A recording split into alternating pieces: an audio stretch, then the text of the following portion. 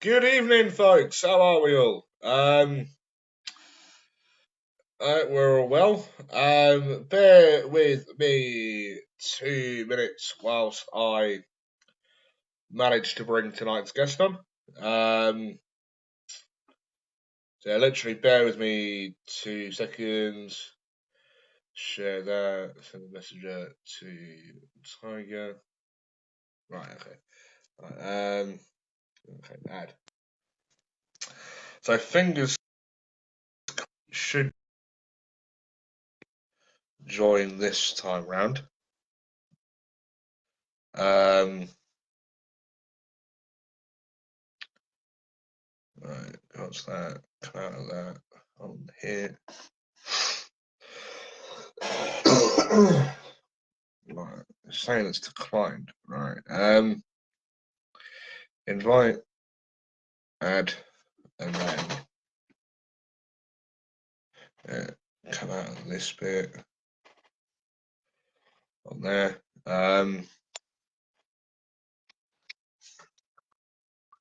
There we go. There you go. All right. Hey! Finally. I'm going home. Hold on. Stay on phone. Oh, let me run round. All right. Oh, 2 minutes. Yeah, you're right.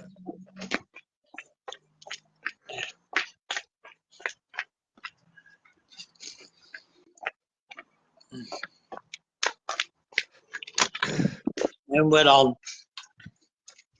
Hello. All right. That took some doing, didn't it? Yeah, near enough half an hour last night, wasn't it? And near enough Oh my God, man. Oh, yeah, unbelievable. Yeah. There you go. We're on now. Hello. Yeah. How are you? You right? Yeah. Yeah, lovely. Right, so finally we can get this going. Hello. So ladies and gentlemen, boys and girls, people of the Nordic Pro podcast, my name is, as per usual, Bobby effin Salistar, and with me on the line is none other than British wrestling legend, Mr. Right, you're probably going to correct me, right, for pronouncing your name again, right? British wrestling legend, Tiger McGuigan. That's correct. Yep, lovely. So, with me on the line, Mr. Tiger McGuigan. So, Tiger, thank you very much for taking the time out. No problem. First time ever I've done this.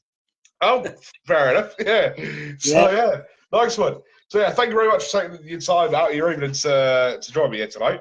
So, obviously, you've had a fairly lengthy career in British wrestling so far. So, you've obviously had your fair share of matches up and down the UK, wrestled very public camps.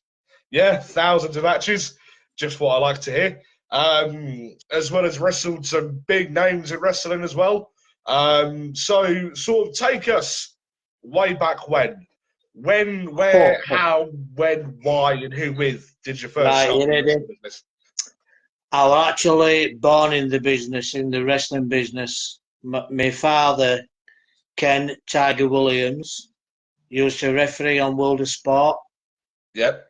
In the 60s, 70s, 80s. And we were putting the wrestling rings up at that time. And I was training then. I was learning it. My eldest brother used to wrestle as Tony Williams. Yep. And I just got into it. I started when I was like 12, 13, 14. Turned amateur when I was 15. And got my first show for Rowisco and Green. Right. At Selby Town Hall. And I went on with my brother. And I did him over and I DDT'd him, knocked him out. Nice one. Yeah, honestly. Unbelievable. Then I was training, I went amateur, then I turned, basically I don't call it professional, because a professional wrestler is when they got contracts. I'm a semi-professional. A lot of people say we're professional wrestlers. We've got to earn it to get that. Do you know what I mean? Yeah. Yeah, exactly. So then I was training, and I actually went with Colin Deaton World of Sport on the camps. Yep. Did that for about 10 years with Colin Deaton World of Sport with a bunch of great lads. I can mention one of them, Bully Boy Briggs. Yeah. Phil Powers. Yeah. Johnny Storm. Yes. Yeah. Unbelievable guys. Yeah. Obviously, my two brothers. When we did a wrestling show, to me, this is how I upgraded myself. To me, I upgraded myself when I met Brian Dixon, bless him. God bless him. Yeah. We were at Leeds Town Hall, and my dad had the ring because someone did turn up with a ring. There must have been 2,000 people in. Absolutely packed at Leeds Town Hall. And my dad always says to us, if you're going to go to a show, take your wrestling gear. So me and my brother took his wrestling gear, which my brother was called Kung Fu Keith Williams. Yeah. Right? And I was called Young Tiger then. I took my dad's name as Young Tiger. And my Danny Collins and Chick Cullen were on the show. Yes. Yeah. Right? And they were on first. And they linked up, and Danny Collins pushed Chick Cullen to ropes, and he snapped his finger, and there was blood literally teeming all over. Well, my dad turned around and says, "Oh, that's gone a bit bad, that." And Brian Dixon says, "Oh, what am I going to do now?" So my dad said, "My two sons do it, but the wrestle for Red Muscle and Green." He said, "Have they got the gear?" And he went, "Yeah." He says, "Would you go and want to do it?" And I went, "Yeah, I'll do it." My brother was a bit frightened at first and said, "Well, who am I going on with?" And he says, "Well, go on with your brother." So I got all paint on, got on me all in black, tassels. My brother did Kung Fu outfit. And he says, "You don't have to interval." And I wrestled first time ever in front of 2,000 people. And me and my brother just stormed it. Wow. Unbelievable. Then Brian Dixon says to me, "Are you doing anything tomorrow?" And I went, "Well, I'm not. No, why?" So, "Do you want to come up camps?" I went, "What?" I didn't know. I'm like, "Yeah, I'd love to." So my brother says, "I can't do it. I can't do that." So he says, "I'll meet you at Dewsbury Railings at 5:30 in the morning." I went, "I'll be there." A car pulls up. Brian Dixon, Julie Starr, Robbie Brookside, and God bless him, Doc Dean. Me and him worked for over 10, 15 years. Yeah. I wrestled. And have a guess who was sat at the front? Giant Haystacks. Oh, wow. Wow. So, when we set off, Brian Dixon said, "I'm going to have to do a profile for you to put you on program, on posters and that." And I went, yeah. He goes, "I can't call you Young Tiger." And Giant Haystacks, bless him, he turned around and says, "Don't he look like Barry McGuigan?" And Brian Dixon says, "Tiger McGuigan." And that has been my name since over 40 years. Wow. There Fair we enough. go. Yeah. Yeah. So I get say, a bit of emotional because the guys that's passed. Yeah. Yeah. You know what I mean? Yeah. I was going to say, like, it must have been really good for yourself to work for such a legendary promoter like Brian Dixon. Do you know what I mean? Like God bless his soul. Do you know what I mean? Like, he's literally. Man, I used to call him father. Yeah. He never called me Tiger. He always used to call me Barry. Yeah. And it's like, Bry, you know what I mean? Yeah. Unbelievable guy. Yeah. I've done so many shows for him and wrestled so many big guys, unbelievable. And I'll never forget it. Yeah. I was Never. going to say, like, it says a lot considering that he started promoting All Star back in, was it 1970 or Yeah, I thereabouts? don't And know. and All Star's still going about today in Oh, 2023. it's, Over yeah, 50 yeah. years. Do you know what I mean? Yeah, You know, that says a lot, the fact on how he literally put his heart and soul and his life into the business. Do you know what I mean? oh. You know, To me, he was the top promoter in the world yeah, yeah, because he packed it everywhere he went. Packed it, yeah, absolutely packed it. yeah, exactly. You know, and to me, to get respect is unbelievable, and he was the best. Yeah, Never, nobody ever. I know someone's taken over, and Dino, Mark, relatives, and that. yep, They'll they'll do a good job, but it won't be the same. yeah, yeah, exactly. Do you know what I mean? It's Yeah, unbelievable. yeah. So, have you got any, like, obviously you pretty much started off your career with Brian Dixon. Have you got any other good stories with Brian, like road stories, show stories, just to say like how much of a good person Brian Dixon actually was? Well, it, well, basically, we did a show at Butlin Skedness, and we used to put the rings up. This is one incident that happened, and Brian were putting his programs out, which he always used to say, programs for £1, programs for £1, and they're doing it. But me and Doc Dane were putting ring up with Robbie Brookside and Darren Walsh. So he used to wrestle Darren Walsh, you know, Banger Walsh's son. Yeah. I mean, he's passed away now. You know what I mean? Yeah. He was a gentleman and all. He showed me some stuff. You know what I mean? Yeah.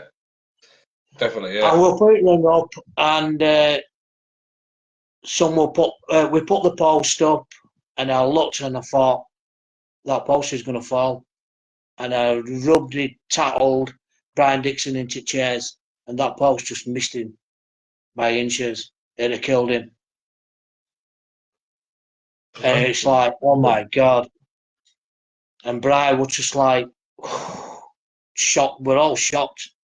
We wouldn't believe it. You know what I mean? Split second like that. It's like, wow.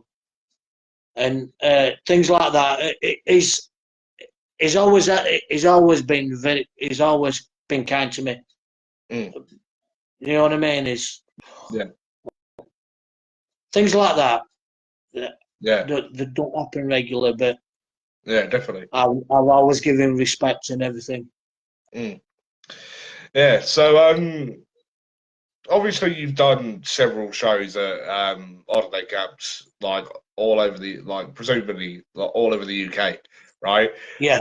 Did you have a particular favourite holiday camp or a particular favourite area of holiday camps that you'd, or like chain of holiday camps that you'd like to work for? I'll tell you, because a lot of people say, "Oh, what's best place you wrestled?" and who's the best wrestler you've wrestled against, and what's the best bout you've actually done. Don't to tell you that? Yeah, right, yeah. I went to Wembley Arena with Danny Collins. Yeah. We did 5 minutes in front of WWF. 5 minutes, travelled all the way there. He never told me, Danny, see what I mean? Danny Collins, I love the guy to bits. I haven't seen him for years. But we used to go to wrestling reunions, you know what I mean? Yeah. But I've done badly sometimes to meet him. Yeah. Anyway, we got there and walking past changing room was over there, Undertaker. And I'm like, oh shit. Oops, sorry for swearing. Anyway, we just got it car and came home. We travelled all the way down there. We did 5 minutes because they needed some wrestlers to start show going. So we did that. Me and Danny Collins did that. One of venues I really love. Well, to me, because I'm a Cuckside lad, I like clubs. I like doing town halls, but my heart and soul is in Cuckside Workingmen's Club. Yeah. Because I used to play rugby league for them, and that's my best place. Because it's my hometown, you know what I mean? Yeah. Castleford Civic Centre. We stormed it before. Was unbelievable. And my best bout ever, the guys that's doing the wrestling business, and they do it going on and on with different guys, and the wrestling guys will know when it clicks, when it goes like that, and you've got that bout, is so unbelievable, and they stand up after the bout and stand and give you an applause because you have wrestled for over 20 minutes without talking to each other, and it's gone on. Yeah. And that was Butlins Scarborough Grand Hotel. Yeah. Against Phil Powers. Yes. Yeah. No, that's the name. Yeah. He were on our camps, and Darren Bully Boy Briggs. He turned around and says, "Oh, shall we have a change?" And I went, "Oh, me on we." Says Phil Powers. I went, "Yeah, go on then." Yeah, I mean, if you ask Phil Powers, he'll say, "Yeah, we'll just never ever forget it. Just we didn't even have to talk. We sweat, and to the end of it, when someone gets up and applause you, and everybody were packed.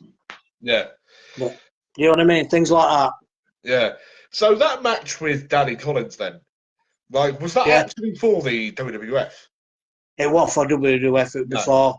Right. Yeah. Fair enough. We never got televised and all like that. We just went down there, did show, came back. Fair enough. Yeah, I was going to say, like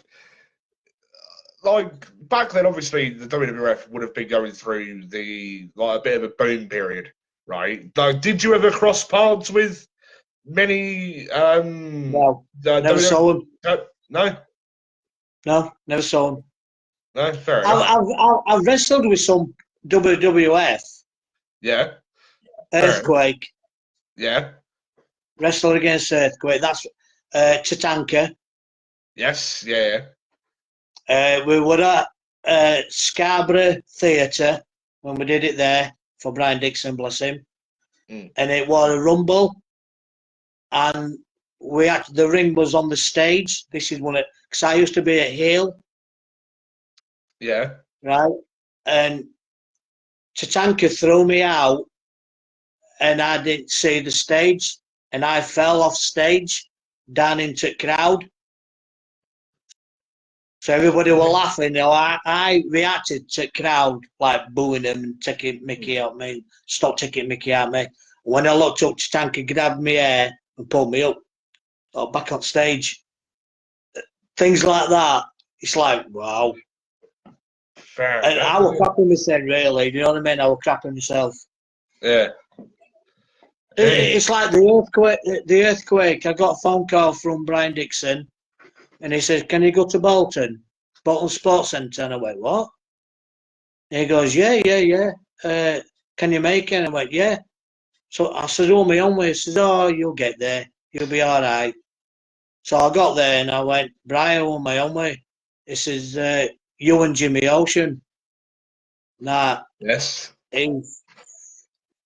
Me and him has had some battles. Me and him has had some wrestling solid battles. What the hell of a worker. Yeah. I was going to say, Jimmy Ocean and Ricky Knight are definitely two. Oh, mate, I love them to bits. I love the family to bits. Yeah. Definitely. And hopefully one day I'm going to go down to Norwich and surprise them and just turn up. And I'll say, I've got my boots. Yeah, I was going to say, like the Superflies, again, they're another pair of they're another tag team in the business that have helped revolutionise British wrestling and like help keep British wrestling alive. Do you know what I mean? And To this day, they'll still do it. If they put their boots on and do it, they'd actually storm it. Yeah. Yeah. There's a good bout for you. Yeah, exactly. Exactly. Superfly's back. Yeah, definitely. Yeah. So, obviously being in the business for how long did you say? 40 years, right? Oh well, What? I'm Thereabouts. I'm 60. I'm 60 years old. I'm 60, and I'm still doing it. Wow, fair enough. Yeah.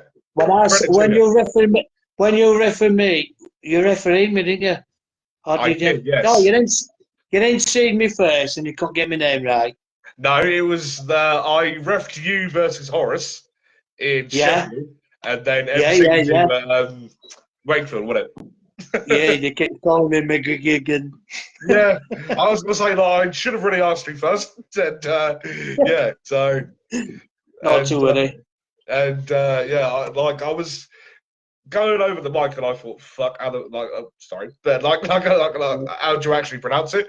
And so because I was sort of like, is it McGuigan? You know what I mean? And And I said, you call me McGuigan again, and I'm going to clout you to it, McGuigan. Yeah, so my bad. So so obviously that length of time is a very long time to be in the wrestling business. So how many do you know ish how many matches you would say that you've had over the years, or? Well, we used to do 3 shows a day, 2 shows a day. I'm thinking about camps. Yeah. Various shows. I'm trying to add it up there. Over 2,000 bouts easy.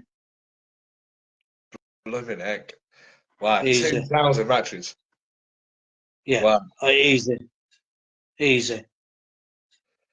Wow. That's a lot. I've literally broke. I don't like saying this, but I've literally broke nearly every bone in my body, apart from my neck. I've done my elbows, my wrists, fingers. Guys will do it. You know what I mean? They'll get up. I just put everything into it. You know what I mean? Yeah. Yeah. So, speaking of injuries, if you don't mind me asking, have you ever had any sort of lengthy time out of wrestling because of an injury, or? Yeah, I have. Yeah, we did. We did a show down near Brighton. I can't remember what place was. And I went on with this American guy, and I used to do the walk. Yes. And walk the walk on top, spring off the top rope, and somersault and arm drag him. Well, someone had baby oil on before our show. Yeah. And the rope was slipping, and I didn't even know. And I somersaulted and landed 16 foot in air, landed on concrete. Now, this is a tale from Brian Dixon. God bless him, what he helped me do. I thought it brought me back. I literally thought it brought me back. And ambulance came. Julie Starr were looking after me. They got me to hospital. They turned around and says, all I kept saying to him was, don't cut my boots. Don't cut my boots up. Because I still had my wrestling gear on. Yeah. And they took me in the room and they gave me an x-ray. And the doctors came in and says, we need to put you on your side. And I went, what? And what I'd done, I knocked my hip out and chopped a vertebrae in my spine. So they put my hip back in. And I thought, well, I will weigh myself. And I want circulation coming back down. So I thought, we're paralysed from waist down. And that was on Monday night. And I was with Brian Dixon for 2 weeks. Away for 2 weeks. And we got to Brian, and I could hardly walk. And Brian says, don't worry about it. Darren Walsh is going to take you back. Mm. So he took me back to his house. I slept on City, and he got me a train from Skegness to what do you call it, back to Yorkshire. Yes. And I come home, and obviously my wife, she turned around and says, "What the hell?" I said, "Look," and she went, "Right, look." She went, "Love, you're gonna hurt yourself. I know you love it, but I'm not going to be pushing you in a wheelchair." So I says, I'm just going to leave it for a bit. So I told my brother, "Look, I can't do it. I'm going to retire for a bit, leave it." So I left it until I got a couple of years. Well, not a couple of years, over about 7 months. Yeah. I just came back because I just love the business. Yeah. Yeah. But Brian Dixon, he turned around and he gave me my wage. And I thought, and I got home, he said, "Open it when you get home." When I opened it, he gave me my full wages. See what I mean? Wow. For 2 weeks. And I Yeah. phoned him up. I went, "Thank you, Brian." He went, "Don't be daft. Just look after yourself. Let me know when you're ready back." And I came back, and we did Brighton. Not Brighton. Brighton. And we were in car, and I shouldn't be saying this because people will be watching. He lifted glove compartment. I looked and I went, "Oh no!" And he went, "Yeah." And I went, "Power Ranger," and it stunk. Oh, so there you go. And everybody, all crowd are going, "That's Jimmy Ocean, that." I'm going, "Shut up." And I was trying to be face, but I realised things like that, you know what I mean? Unbelievable. I've got so many stories. Jeez. But I can't tell you on things. Some of them were bad. Yeah. Some of them were unbelievable. Yeah. I'm aware that you also did a few shows with a tag team that I work with relatively frequently, of Bulk and Big Dave of the UK Pitbulls. Yeah. Have you got any? Blackpool. So, shall I tell you the tale? Are you ready? Is that the drum story? Yeah. Yes. Shall I tell you? Yes. Yeah. I was wrestling away with Jimmy Ocean and Paddy and Julia. Yep. And Big Dave and Mike. We put it ring up, and the guys, we were on in afternoon. So the guys turned around, and it was a big, massive drum set there, and all group was setting up for night show. That you know, like we were in afternoon. And Mike turned around and says, "Can I have a go?" And we went, "What?" We were all looking, thinking. And the guy says, "No, I'm sorry, mate. I mean, he's a big guy. I don't know how much he weighs, but he's a big guy." Yeah. You know what I mean? Very big. Obviously, you know him. Yeah. And the guy said, "I'm sorry, mate, but you can't." He says, "Oh, please, go on." He says, "Well, yeah, go on then." He says, "All right." So he sat down on the stool. And he says, What's these sticks?" We went, "What?" The guy says, "Oh, you mean drumsticks?" He went, "Oh, yeah." He tapped it a little bit. And we went, and guy says, "Mate, I'm sorry, lad," but he says, "Oh, just a minute." And he threw the stick up in air, caught it, and went, and could play the drums. We went, "Gee." And the guy's going, "Can you play for us? Can you play for us?" So he says, "Ah, no, I can't." And he went, "Tiger." And I went, "Yeah." He says, "Fancy going for a swim?" And I went, "Yeah, come on then." So we went to swimming baths before show, and I dived in, and I looked, and someone will blow a whistle and everything, literally blow a whistle. And I'm going, "What the hell?" And Mike's on top of the slide, size of him must have been 30, 40 stone, on slide, And our kids are going, what the hell? And guys going, come down. He says, I am fucking it. Oh, they went straight to the water. And we got kicked out. And only dived in and we both got kicked out. It was so funny. But things like, if he's watching it. Sorry? Was this on the same day? Yeah. And when I go into changing rooms, I turned around and says, Julie, on my own way. So, oh, you're on with Mike. I thought, oh, shit. We just had giggles. He goes, oh. He kept getting me gone and he's going, did you hear that whistle? I'm going, stop it. Oh, man, unbelievable. He is so gentleman. It's unbelievable. Yeah, exactly. Yeah, I was going to say, Mike, he's helped, like in terms of me as a referee, like he has helped me a lot. You know, like in terms of training and all that. Do you know what I mean? Him, Dave. Yeah. You know, people at Big Top Wrestling, which they help run. Yeah, like Mike definitely like has helped. A, he's helped me bookings. B, he's helped, you know, teach me like how to excel myself as a ref. Do you know what I mean? And yeah, so, but yeah, he does come across as a sort of, what's the word, monster, shall we say? But like, if and when you sort of get to know him personally, like he's the complete opposite. Do you know what I mean? And yeah, so Steve, I've just had I've just had a message up from someone's just reminding me. That's my sister.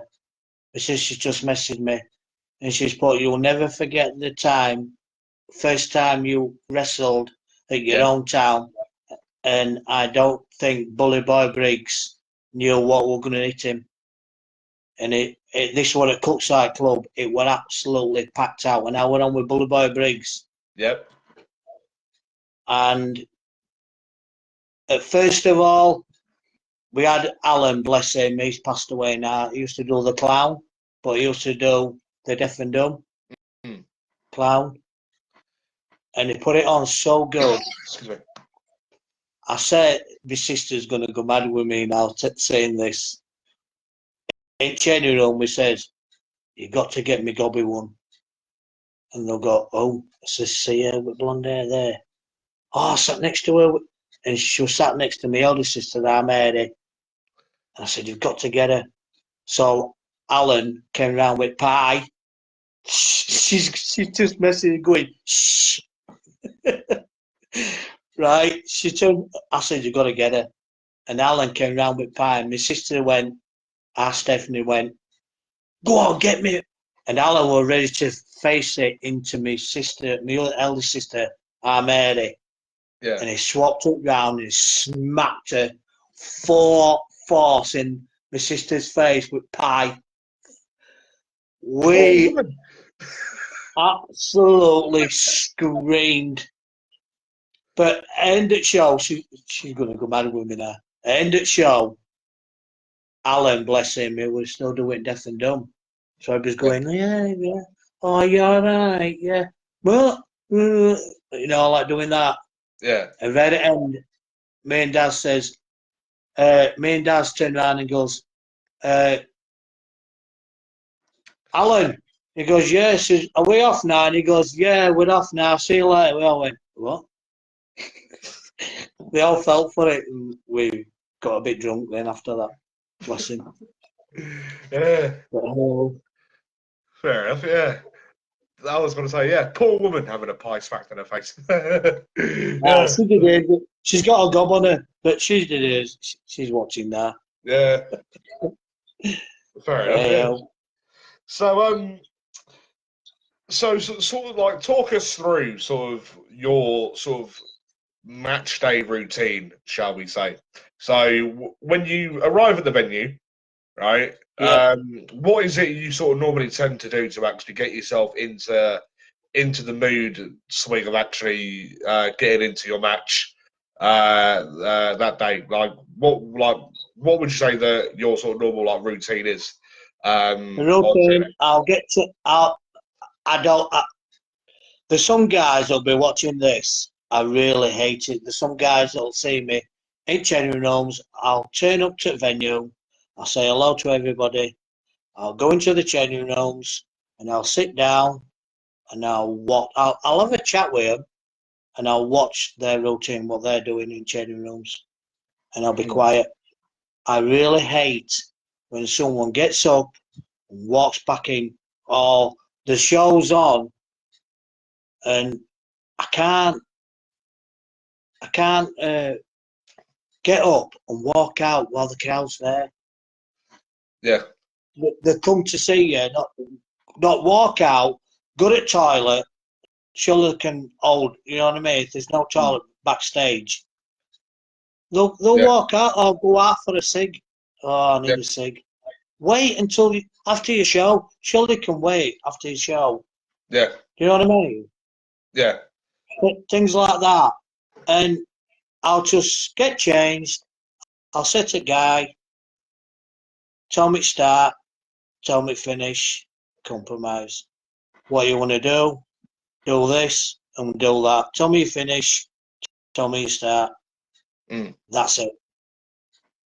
Yeah. I have never, ever sat all my life, apart from last weekend, that's just gone. I have never sat and watched a wrestling bout. Wow. You know what I do? You know what I do? I listen. Yeah. Because if you can listen to the crowd is going berserk and mad, them two guys are doing the job. Yeah. I was going to say, because that's one of the main things. If it's dead, the guys need to get crowd going. Yeah. Yeah, exactly. I was going to say that's one of the main things being a wrestler. You know, I'm not a wrestler myself. You know, I only ref. You know, and yeah, like I think that if you're a baby face with the upper hand against the heel, like you need to sort of get the crowd going, being like, oh yeah, look at this, the bad guys down, or like if you're the heel with the upper hand on the baby face, like again, like you used to be like, oh yeah, like not cheering anymore, sort of thing, like keep the sort of crowd going. Do you know what I mean? Because it shows that you as a wrestler actually care that the crowd's there, sort of thing. Do you know what I mean? Like if you don't have no sort of like interaction with the crowd, do you know what I mean? Like, you know, because like, do you know what I mean? Like the more interactions you actually have with the crowd, the more it shows you actually care that they're there. Do you know what I mean? So, it's like that now. I can go to some places and just soon as my music comes on, they know who it is. Yeah. Either if I'm at Cutsick and my music plays, and if I'm come out first, they know I'm a heel and they'll start booing me and like that. If my opponent comes on first and they know I'm coming on and they'll announce it, the roof just goes off. Yeah. To me, that's my best place. I go. Well, it's like that now. You've done Rael. Yeah. You MC'd Rael. Yeah. Did you hear response as soon as my music came out? There was, well, not a lot of people in, but I got bored. You know what I mean? Yeah, exactly. Yeah, well, it was three-way, wasn't it? It was three-way. Yeah, it was you, Dan, and Tommy for the title, wasn't it? Yeah. And cheated. Yeah. Yeah. I should have won that. Like, Rye Hill. There were a few people there, but there were a couple of matches where the crowd was just like you could literally hear like a pin drop. Do you know what I mean? I ain't gonna say which matches specifically, but I think that in all fairness, I think it was your match, the three-way, and the Johnny Storm Paul Malin match that actually the crowd seemed the most invested in. Do you know what I mean? Yeah. And yet those were match 2, match 3 of a 6-match card. Do you know what I mean? Yeah. And yeah, and I thought, oh my god, do you know what I mean? And so. But yeah, I mean, like you look at guys like Johnny Storm and Paul Malin, you know, like they've obviously both been in the business years now. Do you know what I mean? So they'll know how to get the crowd going. Obviously, yourself and Tommy have been in been around a while. Do you know what I mean? So obviously, I'm going to have a word with promotions and all, because all it is Tommy this and Tommy that and Tommy this, and it's like I wrestled him for a few times and yeah, he ain't won me yet. Well, was one. Oh, apart from that one, he cheated. Yeah. Anyway. Fair enough. Yeah. But yeah. So obviously, like I'm aware that you have trained like some people in the business as well, and have done some seminars with some folk as well. So what sort of like got you into sort of helping train? We've got his own training school. Yeah, that's my brother runs it. I just train him. Sometimes there's about 10, 15 guys, but some of them are working, and we've got some young'uns and that lot. But I'd rather have adults than, you know what I mean? Just learn it. A lot of them can't understand. They need to do tech first before they do all these stupid somersaults and all that lot. Excuse me. Yeah. Yeah, I was going to say, there's a promoter that I know that runs shows up Gateshead Way, which is out Newcastle Way, saying that there's a school over by where he is that goes straight into doing rope work and, you know, doing the stuff off the turnbuckles and all that. And it's like, no, do you know what I mean? Like surely like you need to know how to bump before you actually get into doing all this. Do you know what I mean? When we got to training and I see my brother and he turns around and goes, "We've got a new starter." And you know what I do with him? Learn him to link up, better tech, link up. Let's see you do a wrestling roll. What? What's that? I'm like, you need to do a wrestling roll. Let's show you how to do a wrestling roll correctly. And let's show you how to link up. Then it's that. Then it's a bit of tech. Then it's reversing, wrist locks. A lot of these young guys that's in business, that's come in business, some of the guys that's been doing it for years and years and years, they'll go to a show, they'll see these young kids, they'll link up, ain't got a clue how to do a wrist lock. Yeah. But they know how to do a back somersault with a twist. Yeah. You think, what the hell? Yeah. Yeah. And we're like, what's the point of us doing? You know what I mean? We're there to help you. I'm there. We're there, those professionals. We're there to help these guys learn how to do the moves, but don't get hurt. Yeah. How to land correctly. Take a back bump. How to land correctly. Take a face bump. How to land correctly. Some of them would do face bumps, break the nose. But well, yeah. You know what I mean? Yeah.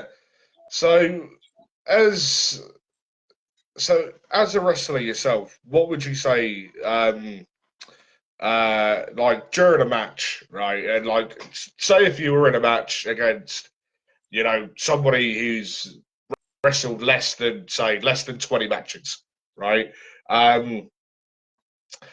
He's obviously not got much experience. What can you do to help the younger wrestler actually help excel themselves in the business?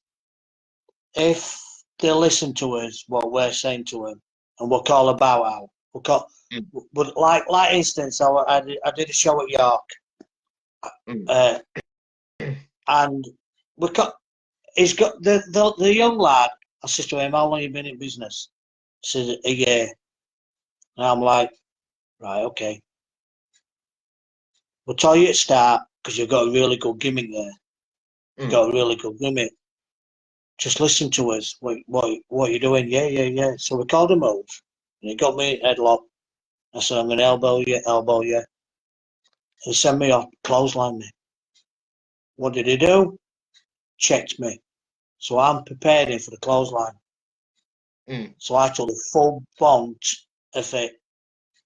The lad was 32. I'm 60 years old. And now I'm like taking a big bump like that. I'm going, mate, just be careful. Yeah. And it was a bit stiff, so I'll give it back. I thought, he's like, oh. Yeah. I went home time, let's go. We finished it. At the end of the bout, I tried to explain to him, mate, you've got a really good gimmick there. And what I saw was, again, trying to get the crowd going, while music's on. Yeah. So nobody could hear him. A little bit of experience. Wait until the music stops, then have a go at crowd. Get reaction off crowd. Yeah. Do you know what I mean? Things like that. So little things like that. And then he took it, he's going, oh, thank you, Tiger. I said, yeah, you've got a really good gimmick there. Use it. Yeah, definitely. Things like that, do you know what I mean? Things like that. Yeah. So, so as a whole, what would you say the wrestling business has actually meant to you, not just as a wrestler, but as a person as well? As a person, to me, the wrestling business, I'll watch it on telly. To me, the wrestling business is, I was born in it, it's in my blood.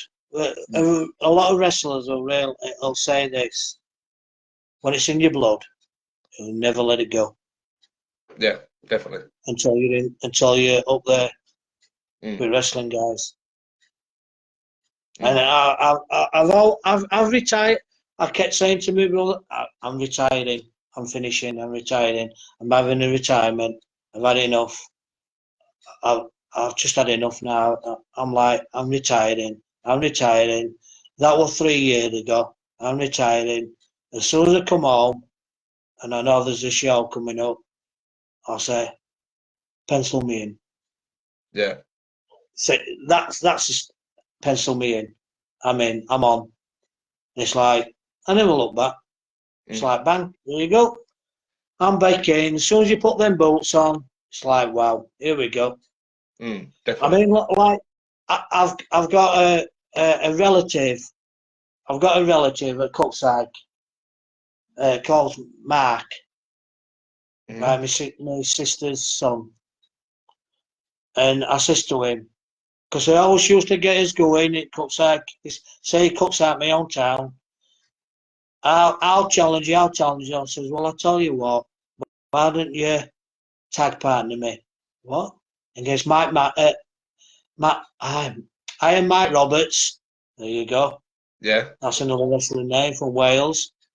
And Rock God 50. And there's a video out on it.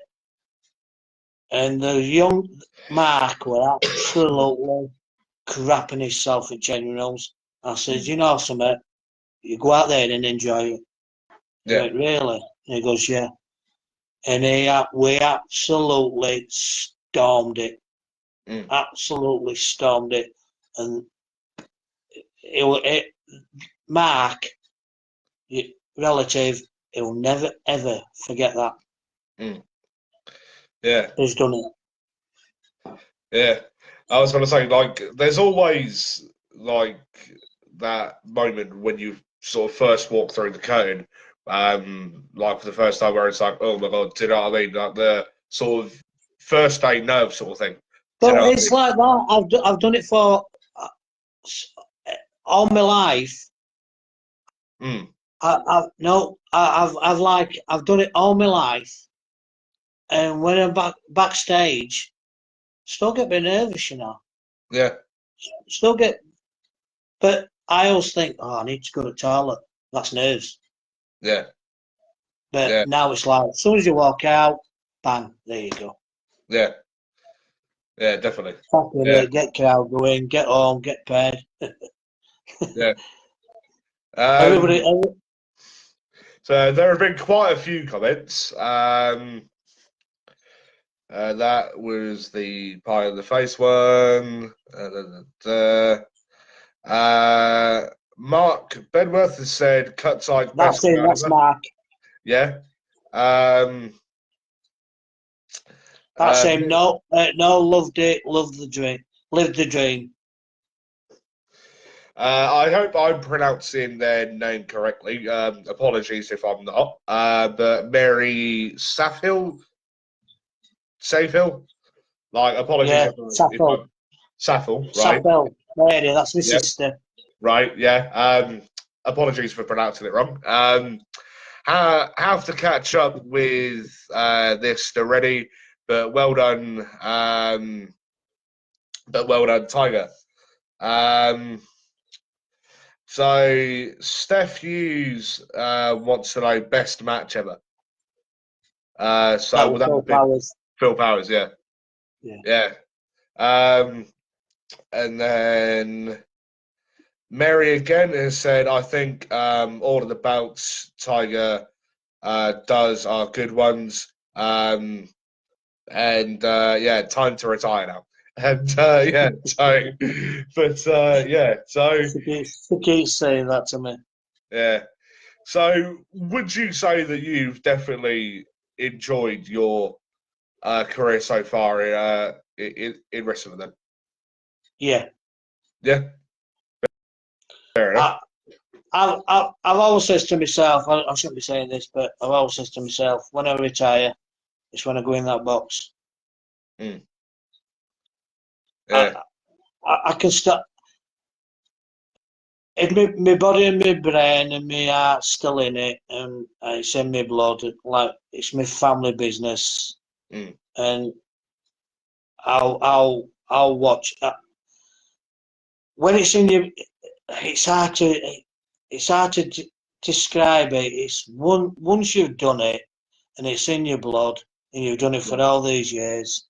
It's really hard for the professional guys that I've known for years, so many years, to finish and say, "There you go, I've had enough," and just put them boots in middle of the ring. That's what I want to do. Put them in the middle of the ring. That's it. Yeah. Yeah. There's a guy that's watching now called Darren Sergey, Bully Boy Briggs, Mr. Briggs. Right. Had so many battles with him. Yeah. Yeah, that's Bully Boy Briggs. Bless him. Nice one.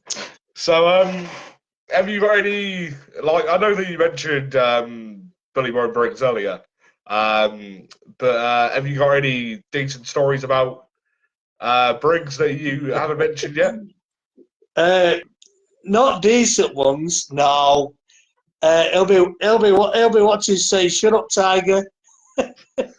No, we've literally gone on scene, and me and Daz, we from Colin Dayton World of Sport, he turned around and said, "You two has literally got the best bout that's been going on here for over 5 years on camps." And me and Daz looked at each other and went, "Wow!"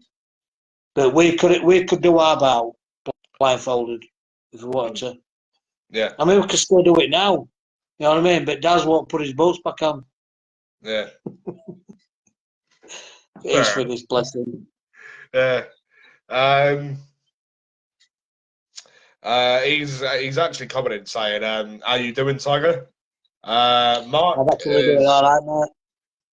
Yeah, Mark Bedworth has commented saying, "We're only on Earth once. Enjoy the journey. Much love, Tiger." Oi, Billy. Steve, shall I tell you, Taylor? Have you spoken to Steve Linsky yet? I have, yes. Steve has previously been on the Nordic Pro before. So I want to say he's probably going to say something different, but I want to say end of June, start of July, Steve came on. So, yeah.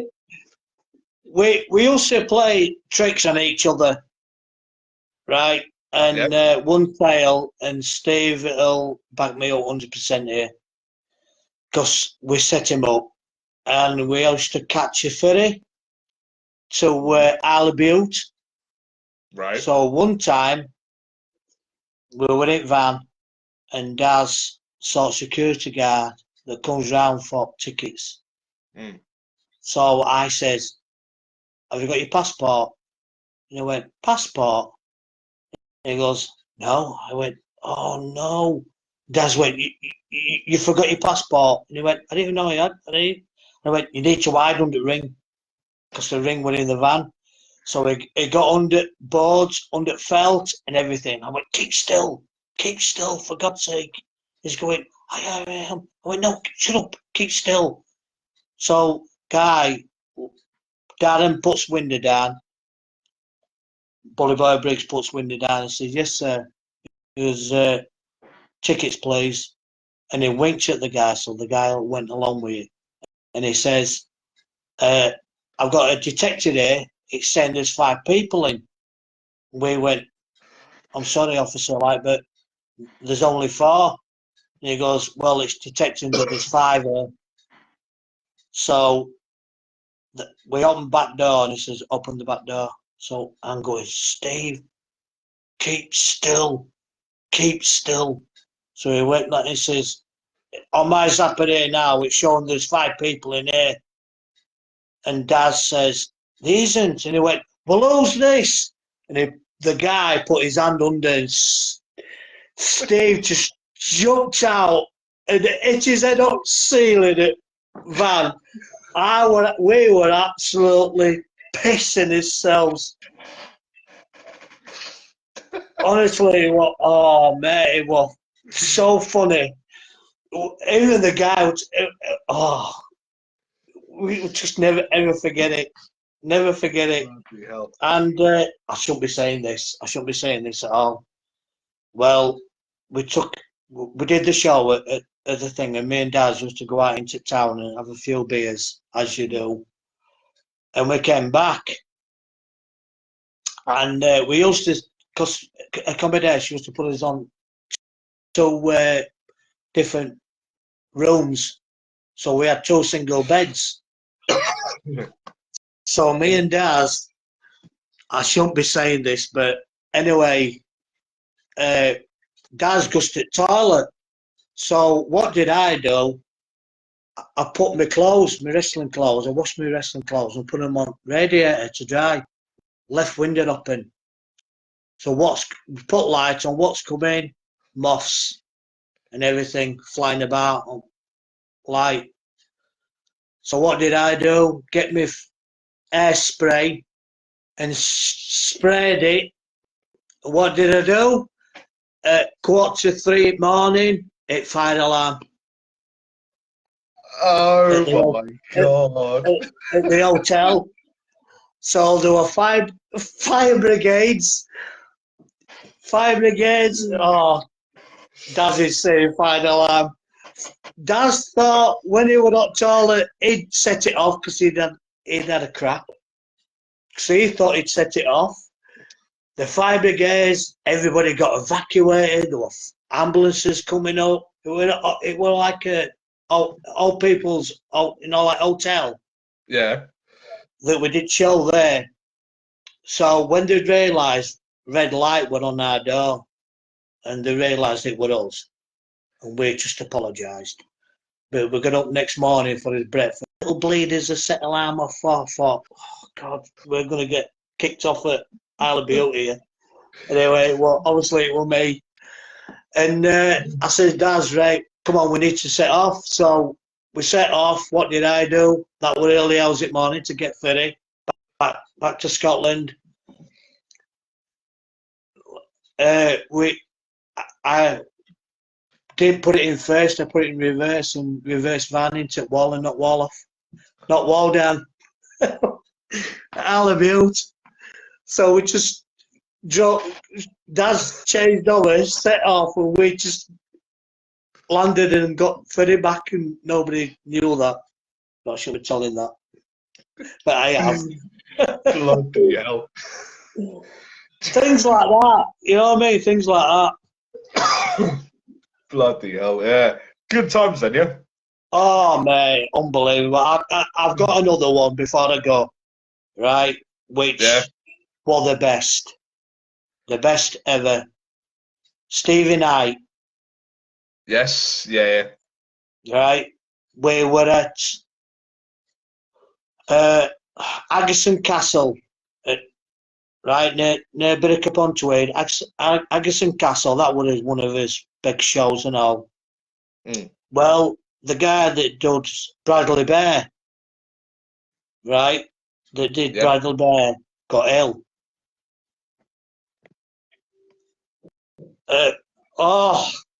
Daz just says, tell me about the bottle. Well, before I tell you about Bradley Bear, we done week after at the show at Isle of Bute. Me and Daz goes into town. What did I do? We had a few beers, and I had a beer in me hand. And I said, oh, sod this, I've had enough. And I threw it, not realising I hit lamppost, smashed lamppost, set out straight. Everybody's going, what the Me and Daz is trying to run up. Daz is absolutely drunk. And he trips up and lands straight into an edge. Then I got giggles. Things like that, do you know what I mean? Daz just says, oh, mate, bottle of the beer that you smashed. Bloody hell. See what I mean? Things like that I'll never forget. Anyway, Butlins, Agerson Castle. Well, we're all at Cherry. There's me, Stevie Knight, Daz, my brother. Oh, who else was it? I think it was Phil Powers. Yeah, I think it was Phil Powers. Well, entertainment's manager comes in and I says, you all right? He says, no, we ain't got nobody to do Bradley Bear to start show off. So Stevie Knight says, well, do you want me to do it? Wait, what? And he went, yeah, I'll do it if you want. So he says, yeah, okay then. So Steve got dressed as Bradley Bear. Yeah. Music comes on. Bradley gets in. Hi, packed, absolutely packed out. Hiya, Bradley, all right? And he's going, no. Oh, what's up with you, Bradley? And he's going, oh, you been playing snooker? And he goes, no. Right? And he goes, oh, so what you been doing then? And he goes like this. So they're going, oh, Bradley, you been skiing? And he goes, no. So he says, anyway, come on, Bradley, let's dance and start playing the music. And he's going, no. So Bradley Bear's away going, what the hell's he doing? So he says, oh, come on then, let's do the YMCA. So he's doing the YMCA. And he goes, yes, YMCA. And goes like that. And his arm, Bradley Bear's arm comes off into audience.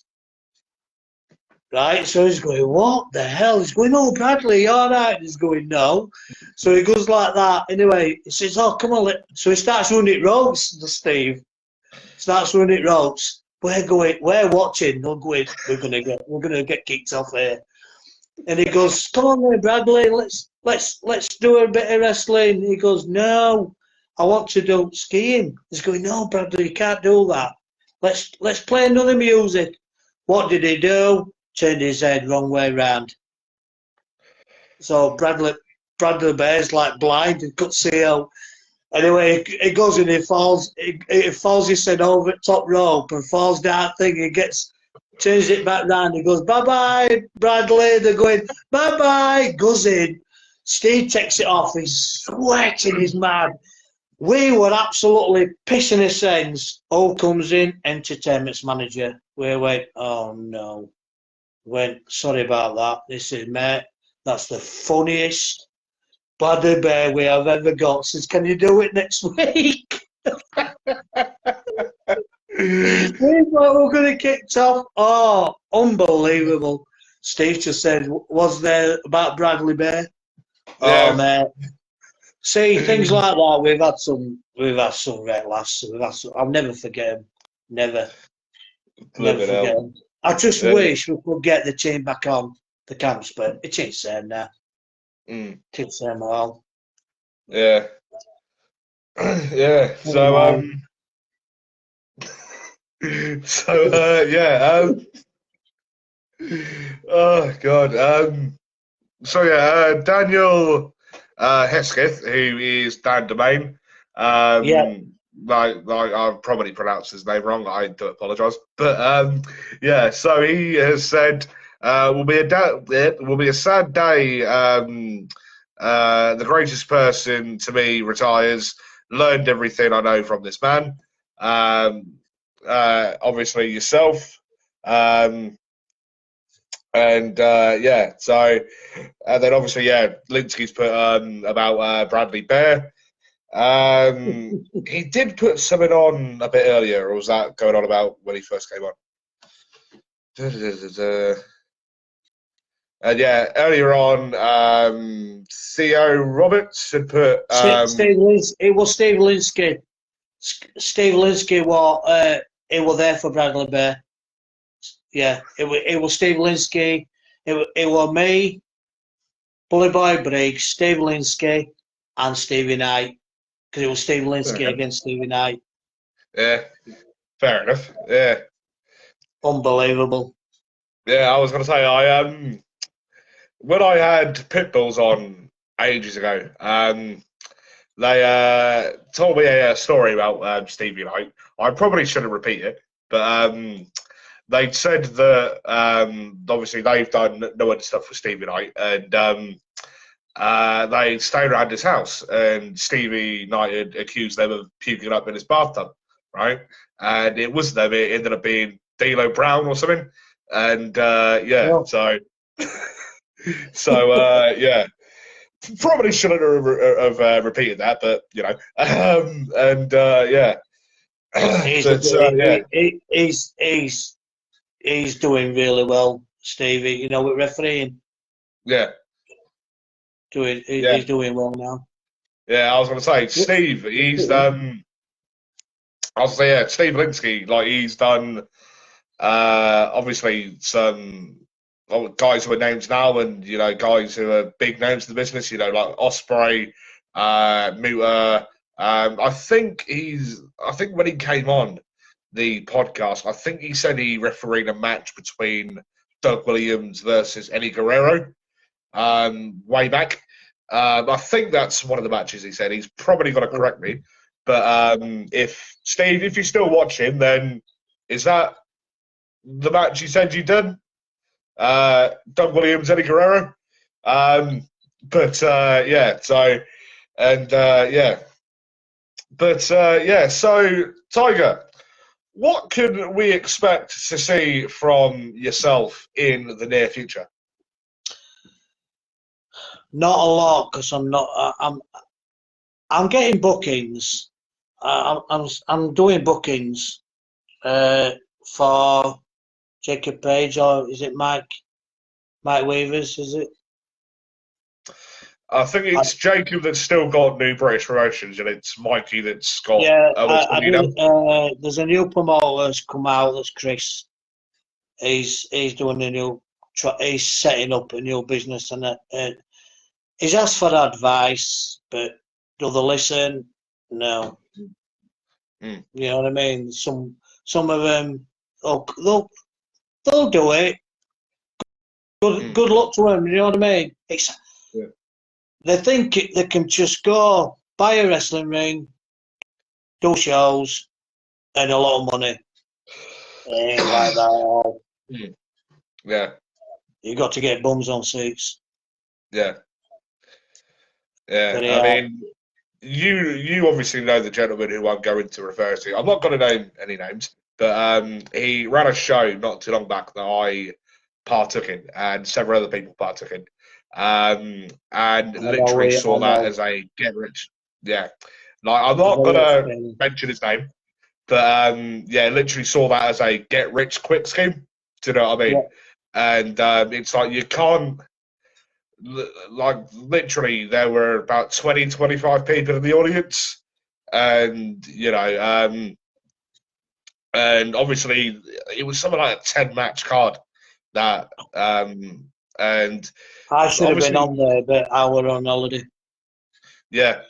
I mean, one of the issues were the venue changed twice. It changed promotions, and all that. It was just one great big massive balls up. Do you know what I mean? It was a 10-match card. No under wrestlers on it, and all that.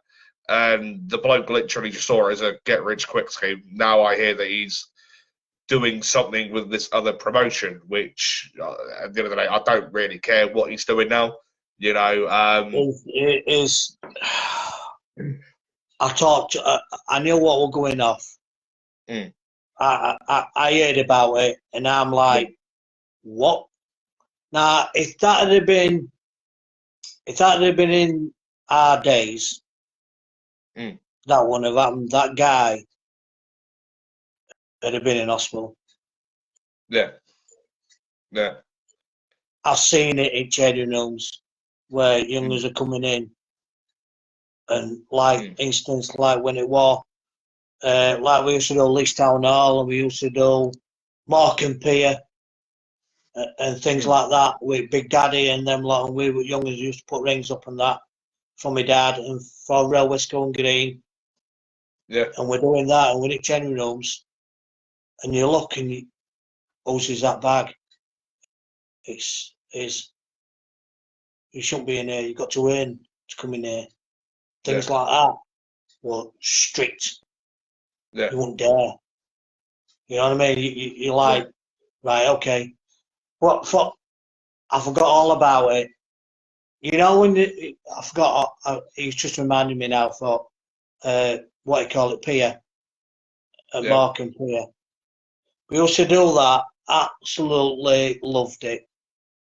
It was freezing like, but we used to love it. Put ring up, and we were training, and I was training, and who walked past me was Rollerball Rocco. He was my hero, absolutely hero. And he says to me, "You're doing this bump wrong. Do it like this." I'm like, "What?"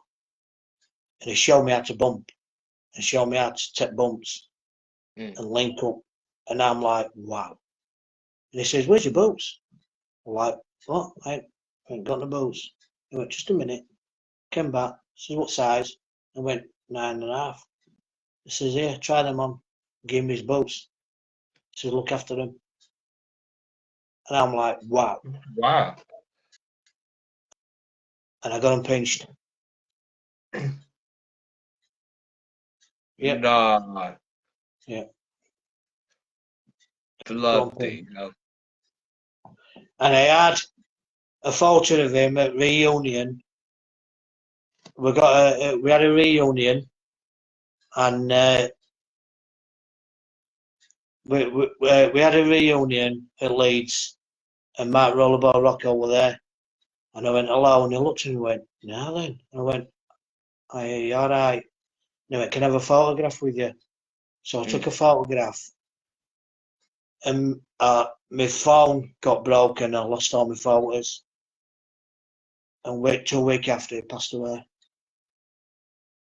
And I lost that photo of me and him. Oh, So living it. that's hard. Jeez, yeah, yeah, yeah, definitely. Of course, will be, yeah. Jeez. Wow.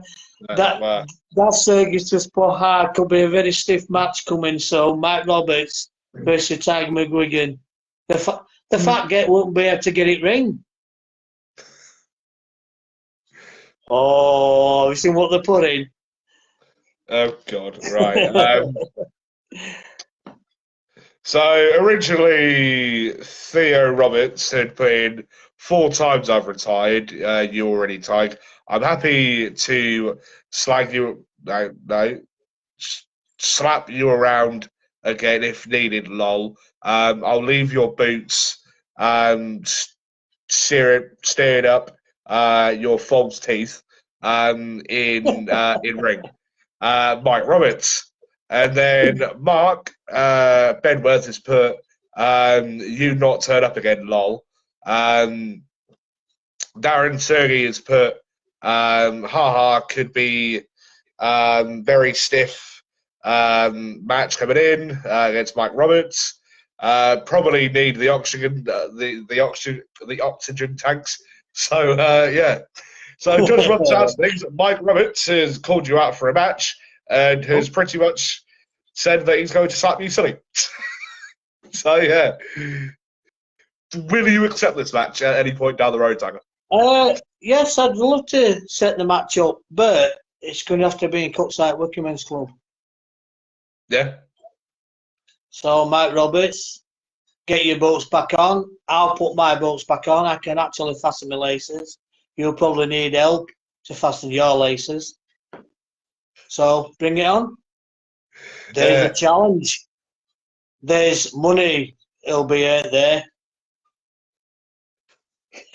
Yeah. So, Mike Roberts has also put past who he's referring to. Has put fat git. Wow, you're so original. Won't be hard to slap you, silly. You're thick as shit, anyways. So, yeah. Yeah, bang of oh, yeah. I don't know. Anyways, everybody's challenging me now. Yeah, so Mark has put fetch your daddy in 50 again, Mike. I'll gladly beat them again, lol. Is that a reference to Danny Collins, or is that? No, that's it's Mike Roberts should have been Mike Roberts and Rob God 50 should against me and Mark, but right. Mike Roberts got ill, so he sent his son. Right. So it was like 50 and his son against me and Mark. Fair enough. And we won. Nice, fair enough. Yeah. So, anyways, before we end up getting into the middle of some sort of domestic that's going to happen, have you got anything else to add to the end of this podcast, Tiger? Well, no, not really. She's just first time ever I've actually done one of these. Actually, is it actually? Yeah, I've never done them. Oh, fair Seriously, enough. Yeah, I've got so many tales. I've got so many unbelievable memories. I will never ever forget. Yeah. But it's when people tell me about things, then I'll remember it, and I'll go, remember that. But to travel with professionals, with Danny Collins, Giant Haystacks, to go to Norwich Corn Exchange against Paddy, Jimmy Ocean. Oh, the guys. We've travelled all over, but been all over, and I love it to bits. I miss it, missing seeing the guys. You know what I mean? Yeah. To turn up to shows and seeing them, and it's like, wow. It's hard. It's really hard. When I'll see local lads that's doing it, and some of the lads that I ain't seen. You know what I mean? Yeah. But I can't watch it. I can't. I'll listen to it changing rooms. You know, like I said before. Yeah. I don't like watch. I can't watch it. I just talk to lads. You know what I mean? Yeah.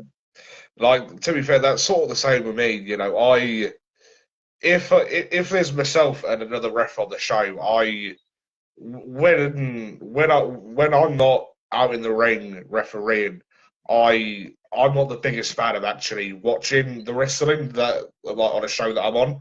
Do you know what I mean? Because to me, like, it doesn't feel the same as like watching it on TV. Do you know what I mean? Yeah. You know, because with me, I watch countless amounts of wrestling. Like from the end of promotions. Do you know what I mean? And you know, it just doesn't feel the same like working on a show and actually being a fan of the business on the same night can be a bit difficult, if you know what I mean. Sorry, Daz Bully Boy Briggs has just come up with one, which Hanley, we did Hanley, and me and Daz were on first. See, like, because we've got voted years and years ago at best bout ever, right? When we're at camps, we fought Collingwood World of Sport, and I says, Daz, let's do as usual. And he went, yeah, go on then. And the main bout was Skull Murphy against Danny Collins, round for title. Skull Murphy's in the like that. I've been on with him a few times. Yeah. That's another tale at Hanley. And me and Daz stormed it, and we were sweating. Yeah. And Danny Collins come in changing rooms, and he says, as for respect to us, what are we going to do now? I went, what? He says, you've done everything what you stormed it, guys. I'm like, thank you. I'm like, wow. You know what I mean? It's like, wow, what Daz was just, and Brian went, what the bloody hell was that? I said, you just got roof off. I'm like, wow. So I'm apologising to Brian. He goes, no. Brilliant, absolutely brilliant. Danny Collins goes, all right, come on, let's go. Anyway, they did the bout, came back. A week after, I think that's why we got revenge, this Skull Murphy. It was me and Danny Collins against Skull Murphy and Drew McDonald. Bless him. Yeah. And Drew was sounds a pound with me. Skull, he just bust me up. For no apparent reason. I don't know why. I mean, bleeding out my eardrums, bust my nose. Bust my leg. For what? Bloody hell. Yeah. That was years ago. Yeah. Yeah. Yeah, fair enough. Yeah. So, Tiger, it has been an absolute pleasure to have had you on. Thank you. This evening. No worries. Yeah. So, obviously, we've finally managed to get you onto the stream, thankfully. And, so after however many attempts. Yeah. Thank you. Thank you for having me anyway. No worries, honestly. It's been a pleasure to have you on. So, ladies and gentlemen, boys and girls, people of the Nerdic Pro podcast. Excuse me. My name has, as per usual, been Bobby effin Salastar. And with me on the line has been none other than British wrestling legend, Mr. Tiger McGuigan. Tiger, hopefully our paths will cross again soon.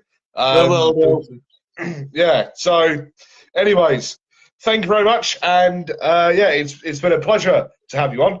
And right, good night, everybody. And I wish you a Merry Christmas. And hopefully next year, a big, massive title match against Mike Roberts. Bring it on. There you go. Yeah. Wish everybody a Happy New Year anyway, so best of luck. Yeah. And hopefully I'll win lottery tonight and I'll see you. Never see you again. If I don't see you before, mate, or we don't speak to you before, Merry Christmas, Happy New Year. To everybody, and take care. Yeah, thank you very much, guys, for viewing. And Tiger, it's been a pleasure to have you on. Okay, mate. Take care. Bye-bye. You too. Thank you very much. Take care. Bye-bye. Bye-bye.